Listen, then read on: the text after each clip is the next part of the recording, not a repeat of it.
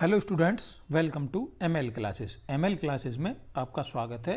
इस वीडियो में हम क्लास 8 की वर्गमूल की दक्षता अभ्यास को हल करेंगे। क्या दिया गया है, क्वेश्चन नंबर 1 देखते हैं। ज्ञात कीजिए कि क्या 5401 पूर्ण वर्ग संख्या है। हमें बताना है कि 5401 पूर्ण वर्ग संख्या है या नहीं है। पूर्ण वर्ग संख्याओं के बारे में मैंने आपको पहले बता दिया है। जैसे हमें पता है कि 1 का वर्ग कितना होता है 1, 2 का वर्ग कितना होता है 4 होता है, 3 का वर्ग कितना होता है 9 होता है। अब देखिए, जैसे 1 का वर्ग, 2 का वर्ग, 3 का वर्ग। अब 1 का वर्ग 1, 2 का वर्ग 4। अब ये जो 4 है ये क्या है, हम इसे कह सकते हैं 4 कितने का वर्ग है, 2 का वर्गमूल है। 9 कितने का वर्गमूल है, 3 का वर्गमूल है। तो हम इस 9 को कह सकते हैं कि 9 एक पूर्ण वर्ग संख्या है।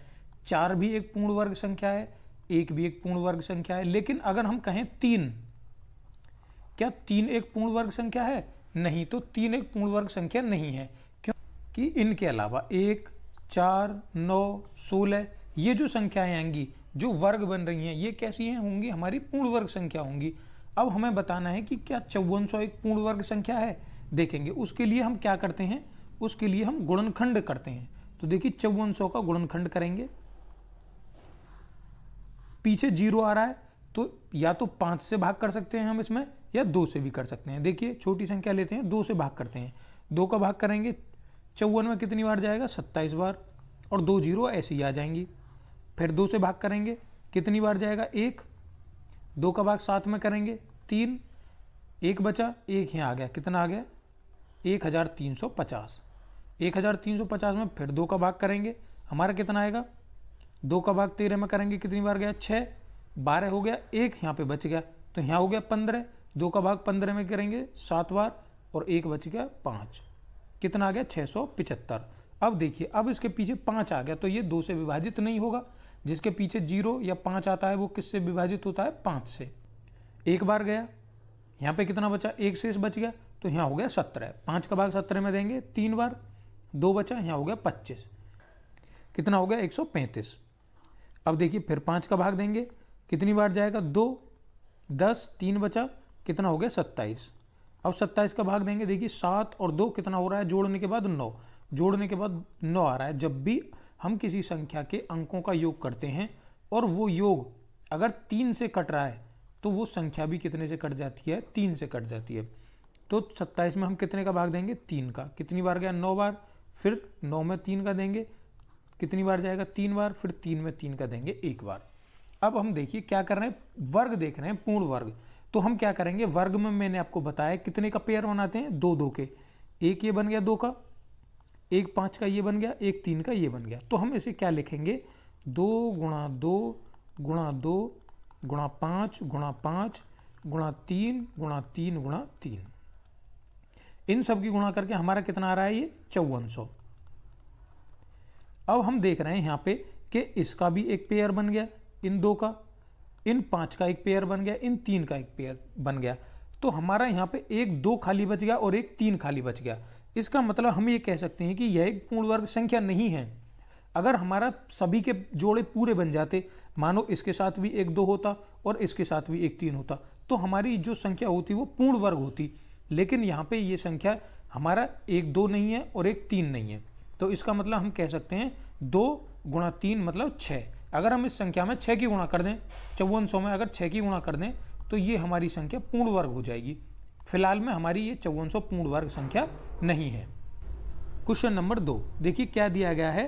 रूट के अंदर हमें 41 का स्क्वायर माइनस 40 का स्क्वायर। देखिए बच्चों, मैं आपको एक फॉर्मूला बताता हूँ। जैसे a की घात 2 होता है माइनस b की घात 2 होता है, तो इसे हम क्या लिख सकते हैं, a प्लस बी और a माइनस बी।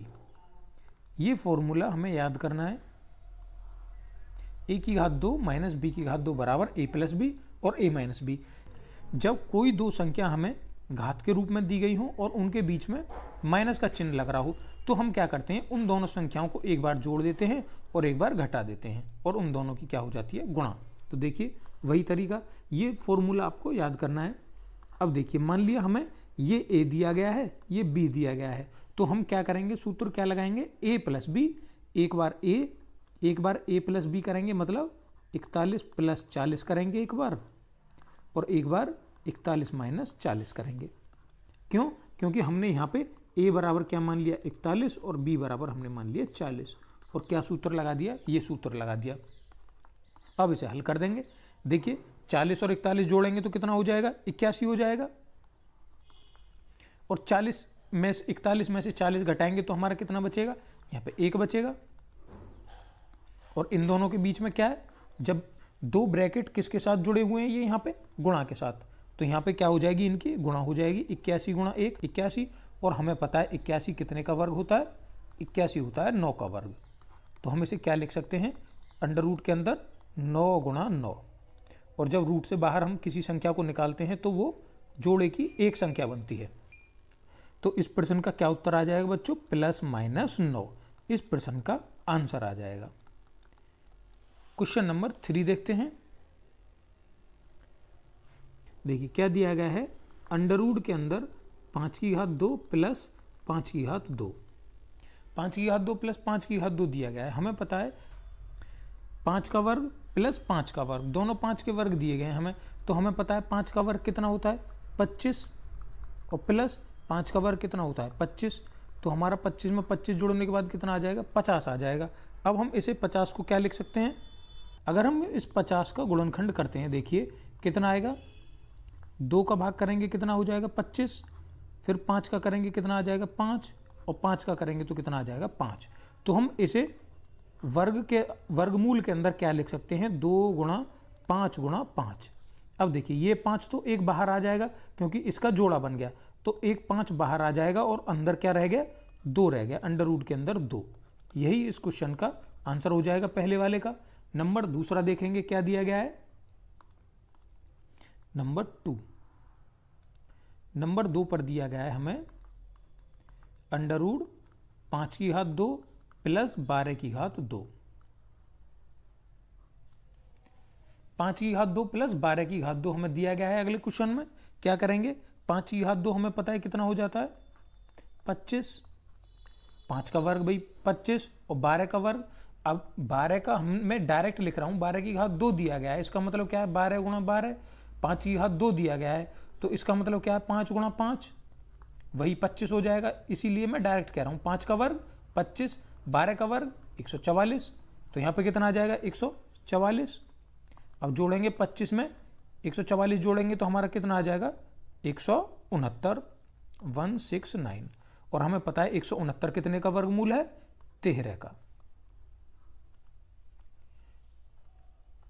तो इसका आंसर कितना आ जाएगा 13, इसका आंसर आ जाएगा। नंबर 3 देखेंगे, 3 क्या दिया गया है, देखिए 3 नंबर 30 की घात 2 प्लस अंडर रूट के अंदर 900, वर्गमूल में 900 दिया गया है। देखिए 30 की घात 2 करेंगे, 30 गुणा 30 हमारा कितना हो जाएगा 30 गुणा 30, 30 की गुणा 30 में करेंगे, देखिए 3 की गुणा 3 में करेंगे कितना आ जाएगा 9, और कितनी बच गई 2 जीरो, तो 2 जीरो यहाँ पे लगा दी। तो 30 की गुणा 30 में करा तो हमने कितना आ गया 900, और प्लस रूट के अंदर हमें कितना दिया गया है 900।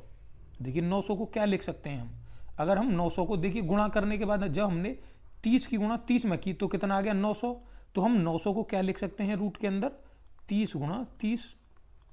अब देखिए 900 तो ये हमने ऐसे ही छोड़ा, प्लस एक जोड़ा बन गया वर्गमूल के अंदर। जब भी वर्गमूल के अंदर जोड़ा बनता है तो हम क्या करते हैं, दोनों में से एक संख्या बाहर निकाल लेते हैं।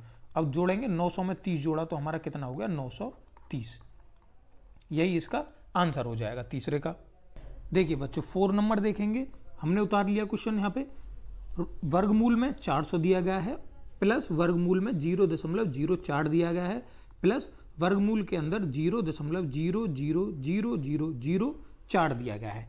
अब हम इसे वर्गमूल से बाहर निकालेंगे, तो वर्गमूल से बाहर कब निकलता है, जब हम उस संख्या को 2 बार जोड़े के रूप में लिख देते हैं। 20 का वर्ग कितना होता है हमें पता है, 20 का वर्ग होता है 400, मैंने आपको 25 तक वर्ग याद करा दिए हैं, तो हम 400 को क्या लिख सकते हैं 20 गुणा 20,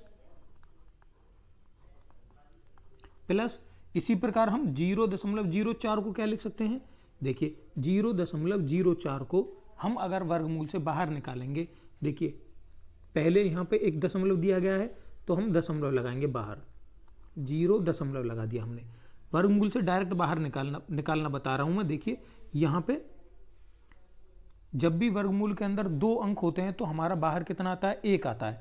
अब हमें पता है 2 वर्गमूल होता है, 4 कितने का वर्गमूल होता है, 2 का। तो हम यहाँ पे 4 की जगह पे क्या लिख सकते हैं, 0.4 की जगह पे हम लिख सकते हैं 2। तो इस पूरे का हमारा वर्गमूल कितना आ गया, 0.2 प्लस। इसी प्रकार हम इसे करेंगे। देखिए यहां पे देखते हैं कितना दिया गया है। देखिए एक पेयर ये बन गया, इसका एक पेयर ये बन गया और एक पेयर इसका बनेगा। तो देखिए इन दोनों की जगह पे 1 0 आ जाएगी, इन दोनों की जगह पे 1 0 आ जाएगी। और इस 0.4 की जगह पे हमें पता है 4 का वर्गमूल कितना होता है, 2, तो ये आ जाएगा इसका। और दशमलव की जगह पे दशमलव आ जाएगा, 0.002 इसका आ गया। और यहाँ से कितना आ जाएगा, यहाँ से 20 आ जाएगा प्लस, क्योंकि यहाँ पे 20 का पेयर बन गया, ये बाहर आ गया। यहाँ से 0.2 प्लस यहाँ से 0.002। अब क्या करेंगे, इन्हें जोड़ेंगे। देखिए दशमलव की संख्याओं को आपको जोड़ना आता होगा। सबसे पहले क्या करेंगे, जो हमें संख्या दी गई है उसे लिखेंगे। देखिए हमें क्या संख्या दी गई है, 20 दी गई है। अब हम क्या करते हैं, अपने आप ही 20 के आगे दशमलव लगा लेते हैं, क्योंकि किसी भी संख्या के बाद हम दशमलव लगा के 0 लगा दें तो उससे कोई फर्क नहीं पड़ता। अगली संख्या क्या दी गई है हमें, 0.2। तो हमारा सबसे पहला काम क्या है, जोड़ते में दशमलव के नीचे दशमलव लगाएंगे। देखिए अगली संख्या में दशमलव के नीचे दशमलव लगा दिया। अब दशमलव के बाद कितना है, यहाँ पे 2, तो दशमलव के बाद 2 लिख दिया। और दशमलव से पहले क्या है, 0, तो 0 लिख दिया। अगली संख्या देखेंगे, दशमलव के नीचे दशमलव लगेगा, यहाँ पे पॉइंट है तो यहाँ पे पॉइंट लगा दिया हमने, दशमलव लग गया। अब इसके बाद कितनी 0 हैं दशमलव के बाद, 1 2, 2 0 लगाओ, 1 2। ध्यान रखना 0 के नीचे 0 आनी चाहिए, अंक के नीचे अंक आना चाहिए। अब क्या है 2, ये 2 यहाँ पे आ गया। और दशमलव से पहले क्या है, 1 0, दशमलव से पहले 1 0। अब हमें क्या करना है, ये जोड़ना है। देखिए जोड़ देते हैं, जो भी हमारी खाली जगह बच गई है वहाँ पे 0 लिख दो, 0 0, यहाँ पे भी 0 और यहाँ पे भी 0। अब इसे जोड़ देते हैं। देखिए इसे जोड़ेंगे, यहाँ पे कितना आ गया, 2। इसे जोड़ेंगे, यहाँ पे कितना आ गया, 0। इसे जोड़ेंगे, यहाँ पे कितना आ गया, 2। यहाँ पे क्या आ गया, दशमलव। यहाँ पे क्या आएगा, 0। और यहाँ पे क्या आ जाएगा, 2। तो हमारा उत्तर कितना आ गया इसका, 20.202। यही हमारा 4 नंबर का आंसर हो जाएगा। नेक्स्ट क्वेश्चन देखते हैं। देखिए बच्चों क्या दिया गया है, नंबर 1 देते हैं 625/121। हमें क्या करना है इस क्वेश्चन में, गुणनखंड विधि से हमें जो ये दिए गए हैं तीनों के वर्गमूल ज्ञात करने हैं गुणनखंड विधि से। देखिए हमें क्या दिया गया है, पहले अंश और हर के रूप में 2 संख्याएं दी गई हैं, तो हम वही तरीका अपनाएंगे। अंश के रूप में हमें क्या दिया गया है, 625, तो 625 का वर्गमूल करेंगे। हमें पता है कितनी बार जाएगा। देखिए हमने वैसे भी आपको पता होगा कि 625 कितने का वर्गमूल बनता है, 25 का, क्योंकि जब हम 25 में 25 की गुणा करते हैं तो कितना आ जाता है, 625 आ जाता है। लेकिन फिर भी हम 5 से इसका गुणनखंड कर रहे हैं। देखिए 5 का भाग देंगे कितना आ जाएगा, 125 आ जाएगा। फिर 5 का भाग देंगे तो कितना आ जाएगा, 25 आ जाएगा। फिर 5 का भाग देंगे तो कितना आ जाएगा, 5। और फिर अगली बार में कितना आ जाएगा, 1।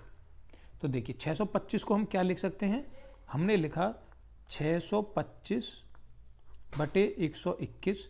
इसका हम वर्गमूल कर रहे हैं तो इसे हमने क्या लिखा, 5 गुणा 5 गुणा 5 गुणा 5। इसी प्रकार हम अब 121 का करेंगे। 121 को पता है हमें कितना होता है, 11 गुणा 11।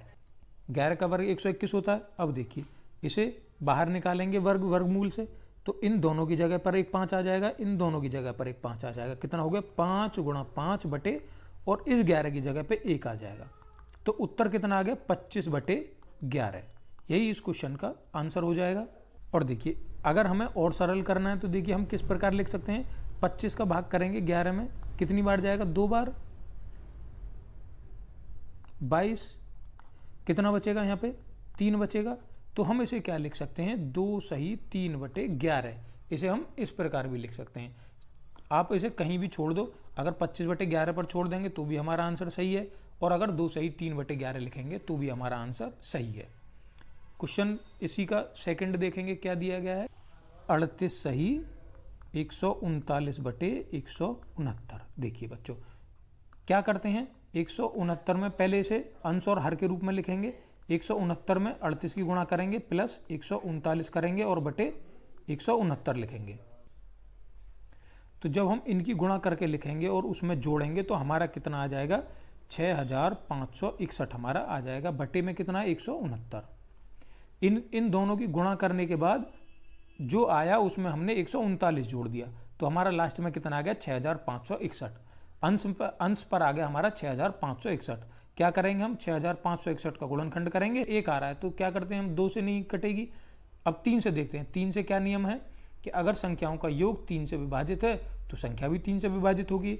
देखिए 5 और 1 6 और 6 12 और 6 18, तो 18 3 से कट जाएगी, तो ये संख्या भी 3 से कट जाएगी। देखिए 3 से काटते हैं, देखिए फिर 3 से भाग देंगे, कितनी बार जाएगा हमारा, 3 से भाग देने के बाद दोबारा कितना आ जाएगा, 7 2 9 729 आ गया। फिर 3 से भाग देंगे हमारा कितना आ जाएगा, 243। फिर 3 से भाग देंगे तो हमारा कितना आ जाएगा, 81 आ जाएगा। 81 में फिर अब देखिए फिर 3 से भाग देंगे कितना आ जाएगा, 27। फिर 3 से भाग देंगे कितना आ जाएगा, 9। फिर 3 से भाग देंगे कितना आ जाएगा, 3। और फिर 3 से भाग देंगे तो कितना आ जाएगा, 1। तो हमारा कितना आ गया, देखिए एक जोड़ा ये बन गया, एक ये बन गया, एक ये बन गया और एक ये बन गया। तो इसकी जगह पर 1 3 आएगा, इसकी जगह पर 1 3, इसकी जगह पर 1 3 और इसकी जगह पर 1 3। तो लिखते हैं 6561, इसका हम वर्गमूल जब निकल अंदर लिखेंगे 3561 बटे 169। तो इसे जब हम बाहर निकालेंगे 6561 को, तो क्या लिखेंगे, 3 गुणा 3 गुणा 3 गुणा 3 और बटे 69 को क्या लिख देंगे, 13, क्योंकि 69 कितने का वर्गमूल है, 13 का। गुणा करके लिखते हैं, 3 की गुणा 3 में करी 9, 9 की 3 में करी 27 और 27 की 3 में करी 81 बटे 13। 81 बटे 13 इस प्रश्न का आंसर आ जाएगा। अगर आप चाहें तो इसे 81 बटे 13 छोड़ दें, या भाग करने के बाद हम इसे क्या लिख सकते हैं, 6 सही 3 बटे 13। ये भी आपका आंसर सही होगा। नंबर 3 देखते हैं, इसी का क्या दिया गया है हमें, 28 सही 189 बटे 289। देखिए क्या करेंगे, पहले साधारण भिन्न के रूप में लिखेंगे इसे। कैसे, 28 की गुणा करेंगे हम 289 में और जो आएगा उसमें अंश को जोड़ देंगे। कितना जोड़ देंगे, 189 बटे 289 हमारा आ गया। देखिए 28 की गुणा बच्चों ऐसे करेंगे हम, 289 की गुणा 28 में करेंगे और गुणा करने के बाद हमारा जो भी आएगा उसमें क्या जोड़ देंगे हम, 189 जोड़ देंगे। तो गुणा करने के बाद जब हम जोड़ेंगे तो हमारा कितना आ जाएगा, 8281। तो 8281 आएगा जब आप इसे हल करेंगे, 8281 और बटे में कितना दिया गया है हमें, 289 दिया गया है। अब हम क्या करेंगे, इसका गुणनखंड करेंगे, 8 2 8 1, इसका गुणनखंड करेंगे। सबसे पहले देखेंगे किस संख्या से विभाजित होगी ये। देखिए 8 और 2 10 और 8 18 और 1 19, तो ये 3 से भी विभाजित नहीं होगी, 2 से भी नहीं होगी, 2 भी नहीं होगी, 3 भी नहीं होगी, 4 भी नहीं होगी, 5 भी नहीं होगी, क्योंकि पीछे 0 5 नहीं आ रहा। अब 6 भी नहीं होगी। 7 से देखते हैं क्या 7 से विभाजित हो जाएगी ये। देखिए 8281 हम 7 से भाग करके देखते हैं क्या ये 7 से विभाजित हो जाएगी। एक बार गया यहाँ 7, एक आ गया, 2 उतार लिया, 7 का फिर एक बार जाएगा, कितना बचा 7। यहाँ पे 12 में से 7 घटाएंगे तो कितना बचेगा 5।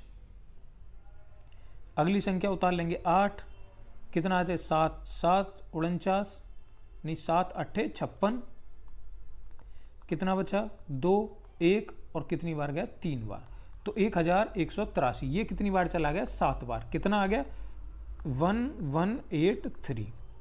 अब देखिए फिर 7 से भाग देंगे, इसमें 1183 में 7 से भाग देंगे। देखिए 7 एक बार गया, 7 6 42 6 बार गया और 7 9 63 3 बार 9 बार गया 9, कितना आ गया 169। इतने का वर्गमूल है 13 का, तो 13 बार भाग चला जाएगा और 13 बार यहाँ 1 आ जाएगा। तो हम क्या लिख सकते हैं इस संख्या को, अंडरवुड के अंदर हमने 8281 बटे 289 हमारा ये क्वेश्चन दिया गया था। 8281 कितना आ गया हमारा 7 गुणा 7 गुणा 13 गुणा 13। अब नीचे वाली संख्या बची हमारी 289। अब देखिए 289 हमारा कितने का वर्गमूल है, देखिए पेयर के हिसाब से बाहर निकालते हैं। 7 और 7 का एक जोड़ा बन गया तो 7 बाहर आ गया, यहाँ से 13 का एक जोड़ा बन गया तो 13 बाहर आ गया, बटे यहाँ से 17 का एक जोड़ा बन गया तो 17 बाहर आ गया। अब गुणा करके लिख देंगे, 7 की गुणा 13 में करेंगे तो 13 7 91 बटे 17, यही हमारा इस प्रश्न का आंसर हो जाएगा। अगर इसकी भाग करके आप लिखेंगे तो देखिए इसकी भाग करके भी लिख सकते हैं हम, हमारा कितना आ जाएगा 5 सही 6/17। 5 सही 6/17 इस क्वेश्चन का आंसर आ जाएगा। देखिए बच्चों क्या दिया गया है, वह छोटी से छोटी संख्या ज्ञात कीजिए जिससे 9792 में गुणा करने पर गुणनफल पूर्ण वर्ग हो जाता है। तो जैसे हमने अभी तक सवाल किए थे कि वो हमने पहला क्वेश्चन किया था वो पूर्ण वर्ग नहीं बन रहा था, तो हमें भी बताना है ये हमारा पूर्ण वर्ग नहीं है, तो हमें बताना है कि क्या उसमें ऐसी संख्या की गुणा करें हम कि वो पूर्ण वर्ग बन जाए। जैसे हमने पहला क्वेश्चन किया था तो उसमें 2 का और 3 का पेयर नहीं बन रहा था, तो अगर हम उसमें 2 की और 3 की गुणा कर देते तो वो हमारा पूर्ण वर्ग बन जाता।